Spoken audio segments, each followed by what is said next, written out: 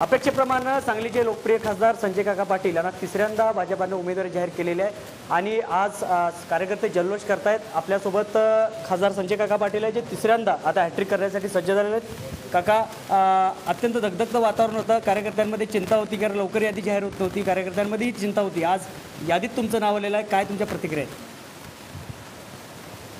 जोपर्यंत ticket declare होत नाही तोपर्यंत बोलणं इष्ट नसतं, पण निश्चितपणानं जो विश्वास केंद्रीय मंत्रिमंडळातल्या नेत्यांनी दाखवला, नड्डाजींनी दाखवला, आमच्या देवेंद्र भाऊंनी, बावनकुळे साहेबांनी, कोर कमिटी, जिल्ह्यातले सगळे सहकारी या मंडळींच्यामुळं हे सगळं शक्य झालं। जिल्ह्यातली जनता ही निश्चितपणानं विकास करणाऱ्या माणसाच्या पाठीशी उभा राहते।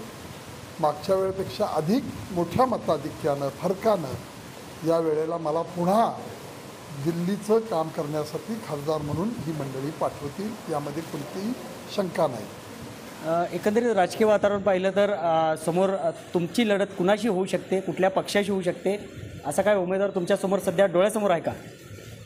2 दिवसापूर्वी मी टी व्हीला पाहिलं, महाराष्ट्र केसरी चंद्रहार पाटलांना शिवसेनेमध्ये प्रवेश देताना उद्धव साहेबांनी काही त्या बाबतीमध्ये गोष्टी बोलल्या, तेव्हा त्यांना आज त्यांचा काही मेळावाही झाला असं ऐकलं।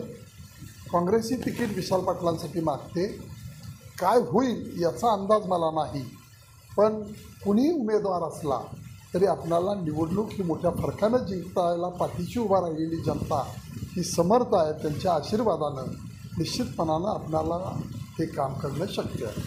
सांगली जिल्ह्यामध्ये सध्या राजकीय आखाडा मोठ्या प्रमाणात पाहायला मिळतोय, पैलवानसुद्धा रिंगणात आहेत, तर या आखाड्यात बाजी कोण मारेल असं वाटतंय तुम्हाला? नाही, काहीच कल्पना नाही त्याची ना। तर तुम्हीच बाजी मारणार असं काय एकत्रित वातावरण? निवडणूक आपण जिंकणार आहे, पण तिकीट कोणाला मिळेल हे सांगता येत नाही ना त्यांच्यातलं। ते आपल्याला दिलं, भारतीय जनता पार्टीच्या नेत्यांनी विश्वास ठेवला, मनापासून त्यांचं मी आभार व्यक्त करतो। देशातल्या नेत्यांचं, राज्यातल्या नेत्यांचं मनापासून या निमित्तानं आभार व्यक्त करतो। या निमित्तानं तुमची हॅट्रिक होते, तर काय भावना आहेत आणि कशा प्रकारे तुमचा त्या विजयाच्या संदर्भात काय मताधिक्य कसं असेल, मागच्या वर्षीपेक्षा कमी असेल, जास्त असेल?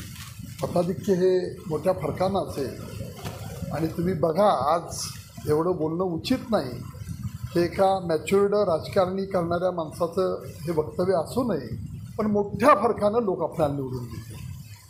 नक्कीच सांगलीचे लोकप्रिय खासदार संजय काका पाटील आता तिसऱ्यांदा भाजपाच्या या तिकिटावर उमेदवारी त्यांना जाहीर झालेली आहे, तिसऱ्यांदा हे निवडणूक लढत आहेत आणि आता हॅट्रिक करण्यासाठी ते सज्ज झालेले आहेत। समोर मोठमोठे पैलवान त्यांच्या प्रतिस्पर्धी म्हणून उभे राहण्याची शक्यता नाकारता येत नाही, मात्र या संपूर्ण पैलवानांना चितपत करून ही कुस्ती काकाच विजयी होतील असा विश्वास स्वतः काका आणि सर्व कार्यकर्त्यांनी व्यक्त केलेला आहे। व्हिडिओ जर्नलिस्ट योगेश मानेसोबत दीपक चव्हाण, जय महाराष्ट्र, सांगली।